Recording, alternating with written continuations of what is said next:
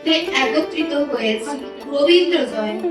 25শে বৈশাখ এই দিনটি আমাদের জাতীয় জীবনের এক গর্বের দিন। এই দিনই জন্মগ্রহণ করেছিলেন আমাদের প্রিয় কবি রবীন্দ্রনাথ। বাংলা নয়, গোটা বিশ্বের সাহিত্য ও সংস্কৃতিতে একটি উজ্জ্বল নক্ষত্র। রবীন্দ্রনাথ ছিলেন একজন কবি, লেখক, সঙ্গীতকার, নাট্যকার, চিত্রশিল্পী ও দার্শনিক। তিনি তার রচনার মাধ্যমে আমাদের হৃদয়ে স্থায়ী আসন করে নিয়েছেন। তার লেখা জনগণ মন গানটি আমাদের জাতীয় সঙ্গীত।